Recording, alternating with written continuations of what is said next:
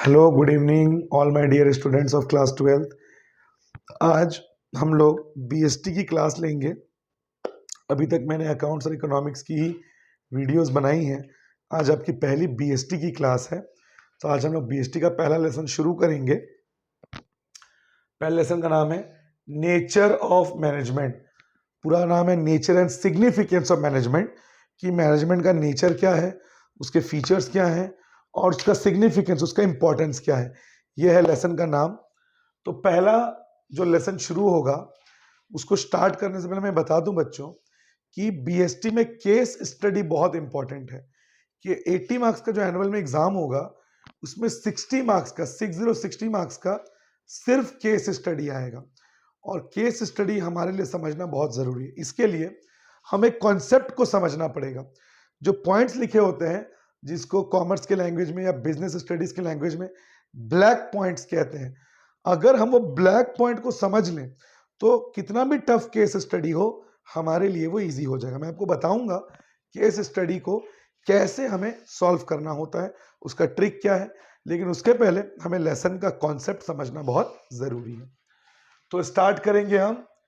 पहला जो है आप देख सकते हैं, मैंने लिखा है इफेक्टिव और एफिशिएंट।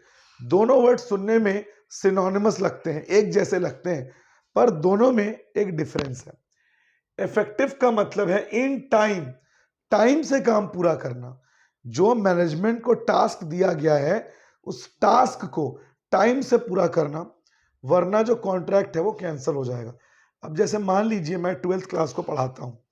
अब मैंने 12th के बच्चों से कहा कि मैं आपको 12th में बहुत अच्छा रिजल्ट लाने के लिए पूरी मेहनत करूंगा, लेकिन मैंने बोला सबका 80-90% से ऊपर आएगा, बस मुझे 5 साल दे दीजिए। तो क्या बच्चे मेरे पास पढ़ने आएंगे? नहीं आएंगे, क्योंकि मैं इफेक्टिव नहीं हूं। मुझे उन्हें अगर 12th में अच्छा रिजल्ट लाना है तो मुझे 1 साल में वो करना पड़ेगा। तो इफेक्टिव का मतलब होता है दिए गए समय में काम को पूरा करना, वरना अगर मैनेजमेंट ने टाइम से काम को पूरा नहीं किया तो जो कॉन्ट्रैक्ट है वो नल एंड वॉइड, कैंसिल हो जाएगा।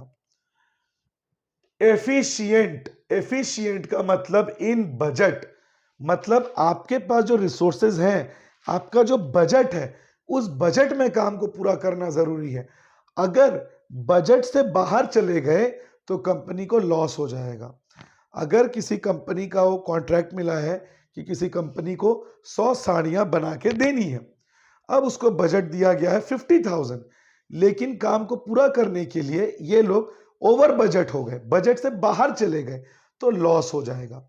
जैसे अगर मैं रिसेंट एग्जांपल दूं बच्चों बॉलीवुड के मूवीज का, बॉलीवुड की मूवीज के फ्लॉप होने के पीछे एक बहुत बड़ा रीजन है ओवर बजट होना।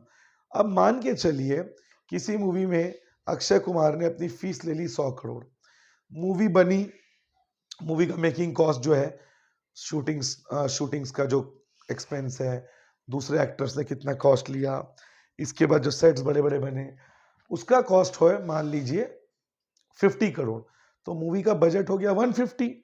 अब मूवी ने कमाया 120 करोड़, लेकिन फिर भी मूवी लॉस में चली गई बिकॉज मूवी ओवर बजट हो गया था। अगर अक्षय कुमार जैसे 2 कौड़ी के एक्टर्स, जिन लोग एक्टिंग बिल्कुल भी नहीं आती, अगर ये लोग अपने मूवी में अपने फीस को कम कर लें, भाई अब केजीएफ का जो हीरो है, पुष्पा का जो हीरो है, इन लोग का समझ में आता है कि इन लोग 100 करोड़ 150 करोड़ की फीस लेते हैं, बिकॉज इनकी मूवीज कमाती भी उतना है, दे अर्न सो मच। उनकी मूवी हजारों करोड़ कमाती है तो इनकी फीस जस्टिफाइड है। लेकिन अक्षय कुमार जिसकी मूवी 150 करोड़ भी मुश्किल से कमाते, अगर वही अपनी फीस इतनी ले लेगा तो मूवी हिट कैसे होगी? तो कंपनीज को अपने बजट को कंट्रोल करना बहुत जरूरी है, ठीक है। तो और किसी कंपनी के सक्सेस के लिए ये दोनों इंपॉर्टेंट है। मतलब कंपनीज को टास्क को टाइम से भी पूरा करना पड़ेगा, और दिए गए बजट में जो पैसा उनको अलॉट हुआ है, जो रिसोर्स उनको दी गई है, उसमें उस काम को पूरा करना है, तभी कंपनी को सक्सेस मिलेगा। अब फीचर्स ऑफ मैनेजमेंट, फीचर्स को कैरेक्टरिस्टिक्स ऑफ मैनेजमेंट भी कह सकते हैं, प्रिंसिपल्स ऑफ मैनेजमेंट भी कह सकते हैं। कई बार इसमें बच्चे कंफ्यूज हो जाते हैं कि प्रिंसिपल अलग है, फीचर अलग है, कैरेक्टरिस्टिक्स अलग है। बच्चों तीनों एक है, फीचर्स, कैरेक्टरिस्टिक्स, प्रिंसिपल्स। तीनों के तीनों सेम है। जैसे वाटर का प्रिंसिपल, वाटर का फीचर, वाटर का कैरेक्टरिस्टिक, कि वाटर जो है वो एक लिक्विड है, ट्रांसपेरेंट है, इट क्वेंचेस अवर थर्स्ट, हमारी प्यास बुझाता है। ये तीनों वाटर के फीचर्स भी हैं, कैरेक्टरिस्टिक्स भी हैं और प्रिंसिपल्स भी। ठीक उसी तरह मैनेजमेंट के फीचर्स, गोल ओरिएंटेड, मैनेजमेंट के पीछे एक गोल होना चाहिए। फॉर एग्जाम्पल, आज मुझे अपने टाइम को मैनेज करके जल्दी सोना है।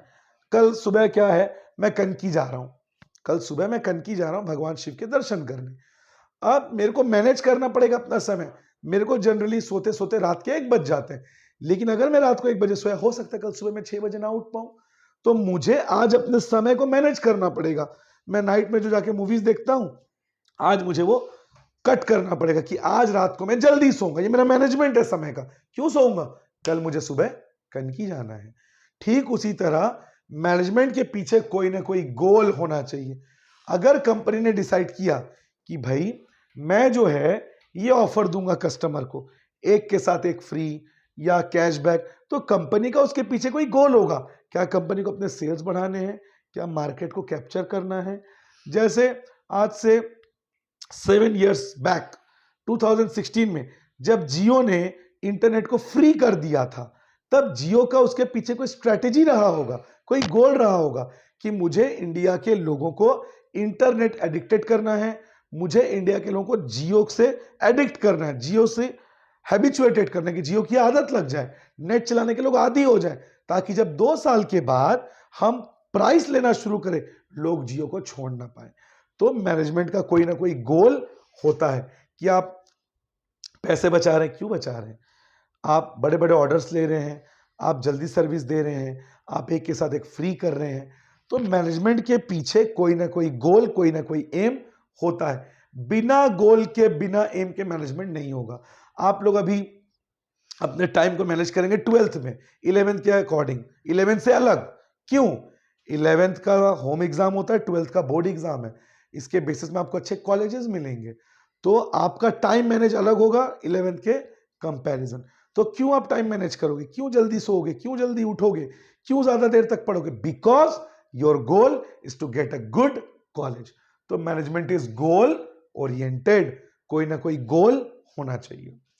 परवेसिव, यूनिवर्सल, मैनेजमेंट के जो प्रिंसिपल्स हैं वो all over the world apply होते हैं। जैसे डिसिप्लिन, बिना डिसिप्लिन के कोई भी सक्सेस नहीं हो सकता। ये रूल क्या सिर्फ इंडिया में अप्लाई होगा? Japan, Germany, England, Qatar, everywhere, हर जगह डिसिप्लिन मैटर करेगा। तो management is pervasive, universal. Discipline has no substitute. Discipline and hard work, ये सिर्फ इंडिया में नहीं, हर जगह अप्लाई होगा। जैसे for example division of work, लोगों को उनके टैलेंट के हिसाब से काम दो। कोई एक आदमी, उसका स्पीकिंग स्किल बहुत अच्छा है, बहुत बढ़िया बात करता है, उसको आप रिसेप्शन में बिठा दो। कोई आदमी फिजिकली बहुत स्ट्रांग है, उसको फैक्ट्री में फिजिकल वर्क दे दो। तो आदमी को उसके टैलेंट के हिसाब से काम देना। क्या ये सिर्फ इंडिया में अप्लाई होगा? नहीं, Germany, Japan, everywhere this principle will be applied. मतलब मैनेजमेंट के जो प्रिंसिपल्स होते हैं वो यूनिवर्सल होते हैं, हर जगह अप्लाई होते हैं, all over the world. Multi dimensional, multi dimensional में मैनेजमेंट जो है वो सिर्फ एक को देखना नहीं होता, हमें बहुत चीजों को देखना पड़ता है। सबसे पहले वर्क, पीपल और ऑपरेशन। अभी इसको मैं आपको डिटेल में बताऊंगा। मैनेजमेंट ऑफ वर्क, ये मैनेजमेंट ऑफ वर्क क्या है? अब आप मुझे एक बात बताइए, आप किसी रेस्टोरेंट में खाना खाने जा रहे हैं, वहां बहुत बेहतरीन कटलरी, बहुत बढ़िया इंटीरियर, बहुत शानदार लोकेशन, सब कुछ बहुत बढ़िया, लेकिन जो मेन फूड है वो टेस्टी नहीं है। क्या लोग वहां पे जाएंगे? नहीं, बिकॉज खाना रेस्टोरेंट में मेन जाने का मकसद है बढ़िया टेस्टी फूड। तो अगर कोई रेस्टोरेंट है, वो कटलरी वटलरी लोकेशन कितना ही अच्छा कर ले, लेकिन उसका जो मेन कोर है फूड वो डिलीशियस ना हो, तो वो सक्सेस नहीं होगा। एक हॉस्पिटल है, अब एक हॉस्पिटल में कितना ही अच्छे बेड्स हो, कितना ही अच्छा ऑपरेशन थिएटर हो, कितने ही अच्छे नर्स हो, डॉक्टर्स हो, लेकिन अगर वहां का ट्रीटमेंट सही नहीं है तो उस हॉस्पिटल का कोई वैल्यू है नहीं। तो मैनेजमेंट ऑफ वर्क का मतलब the core activity should be good. School में मेन काम होना चाहिए एजुकेशन देना। हॉस्पिटल का मेन कोर होता है अच्छा ट्रीटमेंट। रेस्टोरेंट्स का मेन कोर होता है फूड, टेस्टी डिलीशियस फूड। तो मैनेजमेंट को अपना कोर सही रखना बहुत जरूरी है। मूवीज का कोर क्या होना चाहिए? एंटरटेनमेंट। तो अगर वो कोर सही नहीं होगा तो गड़बड़ है। तो मैनेजमेंट में सबसे पहला होता है अपने कोर को सही करना, अपने मेन वर्क को सही करना। पीपल, मैनेजमेंट ऑफ पीपल, अपने वर्कर्स को मैनेज करना, ये it is very important, it is very critical, because ये वही वर्कर्स हैं जो आपकी कंपनी, पढ़ा रहा हो तुम उधर देख रहे हो। Management of people, management of people का मतलब क्या है? मैनेजमेंट ऑफ पीपल का मतलब है कि अपने लोगों का ध्यान रखना। कैसे ध्यान रखना? ये नहीं पूछना कि बहुत सुंदर वर्कर है, मेरे साथ आप डेट पे चलोगी, पिक्चर देखेंगे, मूवी देखेंगे, मजा आएगा, ये नहीं होता। मैनेजमेंट ऑफ पीपल का मतलब होता है अपने वर्कर्स को सेफ वर्किंग कंडीशन देना, कि वो जहां काम कर रहे हैं उनके हेल्थ को नुकसान ना हो, उनको अच्छी सैलरी देना कि वो अपने लाइफ को लेकर टेंशन में ना हो। वरना काम करने के दौरान वो सोचेंगे अरे यार घर का राशन, बच्चों की फीस, तो अपना काम में 100% कैसे देंगे? अच्छी सैलरी देना, सेफ वर्किंग कंडीशन, काम करने के दौरान उनकी जान को खतरा ना हो, प्रमोशन, एप्रिसिएशन, ट्रेनिंग, अपने वर्कर्स को प्रोफेशनली वेल इक्विप्ड रखना कि वर्कर्स मन लगा के काम करें। और last, management of operations, raw material को फिनिश प्रोडक्ट में बदलना। जैसे एक पेशेंट अगर आपके पास आया है तो उसको बढ़िया हेल्दी बना के भेजना। एक बच्चा एक स्कूल में गया है तो बच्चा रॉ मटेरियल है, वो बच्चा जब स्कूल से निकले well, good personality, confident, with good numbers, good concepts, बहुत ही कॉन्फिडेंट बन के निकले। तो रॉ मटेरियल को फिनिश प्रोडक्ट में बदलना। जैसे मिल्क आया, मिल्क रॉ मटेरियल है, उस मिल्क से बेहतरीन क्वालिटी का बटर, बेहतरीन क्वालिटी का खोआ, बेहतरीन क्वालिटी का घी ये बना के देना। कॉटन आया है तो कॉटन इंडस्ट्री का काम क्यों? बेहतरीन उससे फैब्रिक बना कर देना। तो मैनेजमेंट ऑफ ऑपरेशंस क्या होगा बच्चों? रॉ मटेरियल्स को फिनिश प्रोडक्ट में बनाकर देना। इसके बाद कंटिन्यूअस, बिजनेस जब तक चलेगा मैनेजमेंट भी चलेगा। ऐसा नहीं कि बिजनेस में पहले साल मैनेजमेंट के रूल्स अप्लाई किए, दूसरे साल छोड़ दिए। जब तक बिजनेस चलेगा, until the business runs, management has to be done. जब तक बिजनेस चलेगा आपको अपने वर्कर्स को टाइम से सैलरी देनी पड़ेगी, वर्कर्स को प्रमोशन देना पड़ेगा, अच्छा काम करना पड़ेगा, है ना, आपको अपने गोल सेट करने पड़ेंगे। जब तक बिजनेस रन करेगा मैनेजमेंट भी चलेगा। It is not done with intervals, it is done on a constant and continuous basis. Group activity, अपने आप को मैनेज करना बड़ी बात नहीं है, अपने ग्रुप को मैनेज करना बड़ी बात है। अब आप सोचिए मेरी ये हाथ की 5 उंगलियां एक जैसी नहीं है। एक कंपनी में अलग अलग बैकग्राउंड के लोग होते हैं, कोई एरोगेंट है, कोई थोड़ा गुस्सैल है, कोई सॉफ्ट है, कोई थोड़ा क्यूट जैसा है, कोई थोड़ा ईगोइस्टिक है, ईगो में ले लेता है, कोई बहुत ही एवरेज बंदा है। इन सभी वर्कर्स को साथ लेकर चलना ही तो मैनेजमेंट है। जैसे धोनी, धोनी को मैनेजमेंट गुरु कहते हैं। विराट कोहली, इंडीड लोग उसको बड़ा प्लेयर मानते हैं, लेकिन वो कभी एक अच्छा कैप्टन नहीं बन पाया। रीजन आप जानते हैं? बिकॉज मैन मैनेजमेंट उसका सही नहीं था, वो अपने टीम के ग्रुप को सही से मैनेज नहीं कर पाया। अब विराट कोहली जितना अच्छा खेलता है, क्या जरूरी है सारे प्लेयर्स भी उतना अच्छा खेले? नहीं, लेकिन विराट कोहली तब अच्छा कैप्टन होता अगर अपने अंडर परफॉर्मिंग प्लेयर्स को वो अच्छा परफॉर्म करवाता, जो धोनी कर लेते हैं। जैसे धोनी अपने ग्रुप को बहुत कंफर्टेबल फील कराते हैं कि अब ये ना सोचे कि मैं धोनी हूं। वो अपने, आपको पता है धोनी का जो लाइफ स्टडी है, धोनी के जो लाइफ है, वो बड़े बड़े मैनेजमेंट स्कूल्स में पढ़ाया जाता है। रीजन, धोनी ने मैन मैनेजमेंट बहुत बढ़िया किया है। एक रिसेंट एग्जांपल देता हूं, धोनी के टीम में कोई बहुत सुपरस्टार प्लेयर्स नहीं थे, लेकिन अपने उसी टीम को लेकर उसने आईपीएल जीत लिया। जो अजिंक्य रहाणे टीम में, इंडियन टीम में ही नहीं थे, उनको अपनी टीम में लेकर उन्होंने इतना अच्छा खिलाया कि वो आईपीएल भी जीत गए और टीम में वाइस कैप्टन बन गए टेस्ट में। तो अपने ग्रुप को बहुत कॉन्फिडेंट फील करवाते हैं, अपने रूम के दरवाजे को 10-10 11 बजे तक खोल के रखते हैं। उनके टीम के प्लेयर्स वहां के खेलते हैं, अपनी बातें डिस्कस करते हैं, उनको लगता ही नहीं कि धोनी उनका कैप्टन है, उनको लगता है धोनी उनका फ्रेंड है। तो ऐसे होता है मैनेजमेंट कि आपको अपने पूरे ग्रुप को, कितने अलग अलग लोग हैं, अलग अलग सोच है, इन सभी को आपको मैनेज करना है। कोई गुस्सैल है उसको प्यार से समझाइए, कोई इगोइस्टिक है तो उसकी ईगो को हर्ट मत करिए। तो एक अच्छे मैनेजर वो होता है जो अपने अलग अलग बैकग्राउंड के वर्कर्स को साथ लेकर चलता है। इसलिए management is a group activity. Dynamic, changing, business लगातार बदल रहा है, मैनेजमेंट को भी अपने आप को बदलना पड़ेगा। बिकॉज तालाब का पानी, the water of a pond is stagnant, वो एक जगह रहता है, वो सड़ जाता है। नदी का पानी लगातार बहता है तो वो प्योर होता है।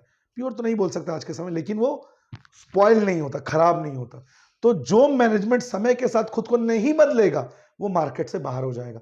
आई एम श्योर आप सभी बच्चों व्हाट्सएप चलाते हैं, आप चेक करिएगा व्हाट्सएप हर महीने अपने फीचर, अपने ऐप में नए नए फीचर्स ला रहा है। कभी ब्लू टिक लाया, तो कभी स्टेटस लाया, कभी मनी लाया, तो ये सब फीचर्स आ रहे हैं। फेसबुक, आज से 12-15 साल पहले फेसबुक का क्रेज था लोगों में, लेकिन फेसबुक ने बदलते समय के साथ खुद को चेंज नहीं किया और आज देखिए फेसबुक चलाने वाले कितने कम हो गए।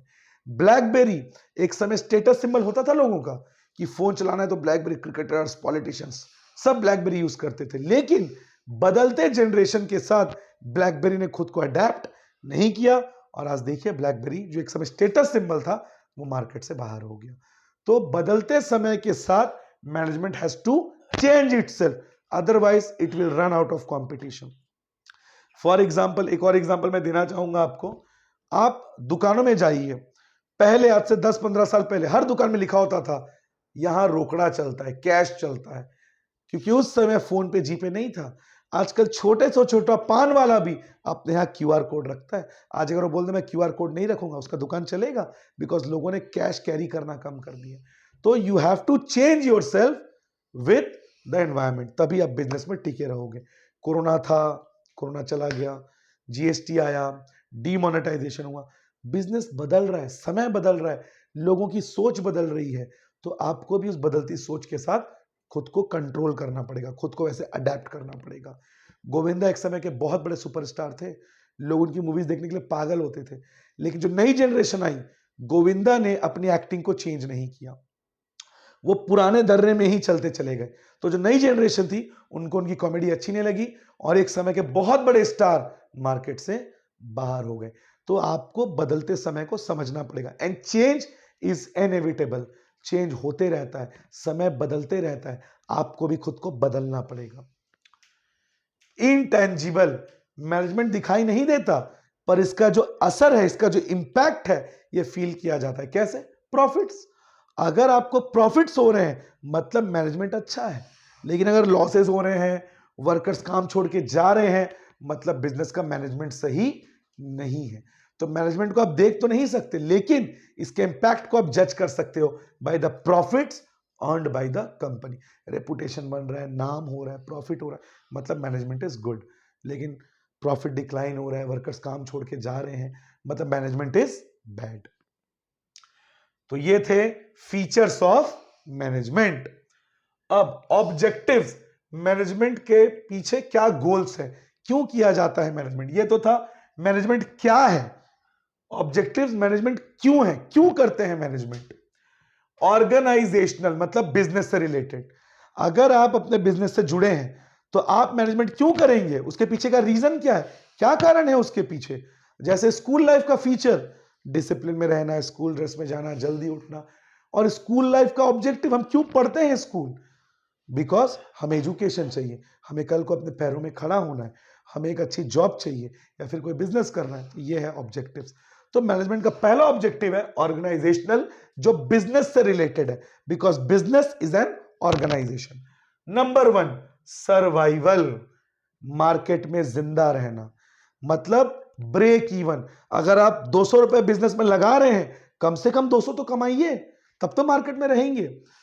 अगर आप 200 रुपए में नहीं कमा रहे हैं, लॉस हो रहा है, तो आप मार्केट में लंबे समय तक नहीं टिक पाएंगे। इसमें आपको एक स्टोरी बताता हूं बच्चों, बहुत बहुत ही इंकरेजिंग स्टोरी है। बुक माई शो, बुक माई शो 90s में लॉन्च हुई कंपनी थी, 20 लोगों ने लॉन्च किया था, लेकिन कंपनी को पहले पहले प्रॉफिट हुआ ही नहीं, लेकिन कंपनी सस्टेन्ड हुई। कंपनी ने अपने आप को बंद नहीं किया। 20 में से सिर्फ 2 वर्कर बचे और कंपनी को पहला बूम मिला ओम शांति ओम मूवी के रिलीज के साथ, जब बहुत ज्यादा बल्क में ऑनलाइन टिकट्स बुक हुए आज से 15 साल पहले। और आज तो एक दिन में 1-1 लाख टिकट्स बुक माई शो से बुक होते हैं। तो बुक माई शो कैसे सरवाइव कर गया? बिकॉज ऑफ ब्रेक इवन, कि उसको प्रॉफिट नहीं हो रहे थे स्टार्टिंग में, लेकिन अगर वो 200 रुपए लगा रहा था उसको 200 रुपए अर्न हो रहे थे। कि जितना रुपए आप लगा रहे हैं कम से कम उतना तो आप कमा लें ताकि आप मार्केट में सरवाइव कर सकें। Profit, ultimate goal of business. Ultimate goal क्या होता है बिजनेस का? प्रॉफिट कमाना।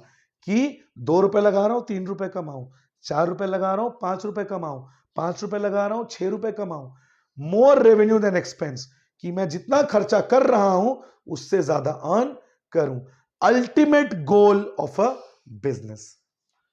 एंड ग्रोथ, ग्रोथ मींस आज 2 करोड़ कमा रहा हूं कल 4 करोड़ कमाऊं, आज 6 करोड़ कमा रहा हूं कल 10 करोड़ कमाऊं, आज मेरे 2 बिजनेस है कल 4 बिजनेस हो, आज मेरे पास 400 वर्कर है कल मेरे पास 4000 वर्कर हो। हर कोई लाइफ में ग्रोथ चाहता है। आपका 11th में जितना परसेंट आया आप 12th में क्या चाहेंगे कि उससे और अच्छा है, ग्रोथ हो। लाइफ में कोई भी स्टैग्नेंट रुका हुआ नहीं चाहता, लाइफ में हर कोई ग्रो करना चाहता है। तो टर्नओवर, इनकम बढ़े, वर्कर्स बढ़े, बिजनेस बढ़े, रेपुटेशन बढ़े, तो ये क्या आ जाएगा? ग्रोथ। तो ये किससे जुड़ा है? बिजनेस से। सोशल ऑब्जेक्टिव, समाज। कोई भी बिजनेस बड़ा किससे बनता है? समाज से, सोसाइटी से। तो बदले में बिजनेस का भी ड्यूटी होता है कि वो समाज के लिए कुछ करे। क्या कर सकते हैं समाज के लिए? गुड क्वालिटी प्रोडक्ट्स, अच्छे क्वालिटी का माल बेचे, चीप, सस्ते में बेचे, इंप्लॉयमेंट, गांव में फैक्ट्रियां खोले ताकि गांव के लोगों को इंप्लॉयमेंट मिले, पोल्यूशन ना फैलाए। तो ये सब किसका भला होगा? समाज का भला होगा। अब सोचिए साउथ के एक्टर्स को लोग इतना प्यार क्यों करते हैं? बिकॉज वो जो कमाते हैं वो समाज के लिए भी कुछ करते हैं। स्कूल्स खोलेंगे, अनाथ आश्रम में दान देंगे। तो किसी भी बिजनेस का राइट है, जो सब ड्यूटी है, जो टाटा करता है, फिलैंथ्रोपी, इसका प्रॉपर वर्ड है फिलैंथ्रोपी। समाज के लिए कुछ करिए, स्कूल्स ओपन करिए, अस्पताल खोलिए, ऑर्फेनेज, अनाथ आश्रम खोलिए। कस्टमर्स को कभी भी एडल्ट्रेटेड, मिलावटी सामान मत बेचिए। कस्टमर को वो मत करें कि कस्टमर को आप फेक एडवर्टाइज करें कि रियल प्रोडक्ट कुछ और है पर एडवर्टाइजमेंट में आप उसको गलत डायरेक्शंस दे रहे हैं। एडवर्टाइजमेंट में आप उसको क्या कहते हो, वर्ड मुझे याद नहीं आ रहा, क्या कहते हैं बच्चों उसको? नो नो नो, वो जो कहते हैं कि भ्रमित कर देना, इल्यूजन दे देना गलत चीजों का। मैनिपुलेट, मैनिपुलेट ना करें अपने प्रोडक्ट को लेके कि फेयर एंड लवली लगाइए गोरे हो जाइए, है ना। तो इन तरीकों से आप समाज का भला कर सकते हैं, ठीक है। और पर्सनल, अपने वर्कर्स का भला करिए। कैसे? वर्कर्स को टाइम से सैलरी, अच्छा घर, प्रमोशन। बिकॉज ये वर्कर्स है जो अपना खून पसीना देकर आपकी कंपनी को आगे बढ़ा रहे हैं। समाज में ऐसे कितने गलत एडवर्टाइज है जिसका समाज में कितना बुरा असर पड़ता है। अब आप सोचिए, दिखाया जाता है, ये बहुत छोटी सी बात है लेकिन आप सोचिए इसका इंपैक्ट कितना गहरा पड़ता है।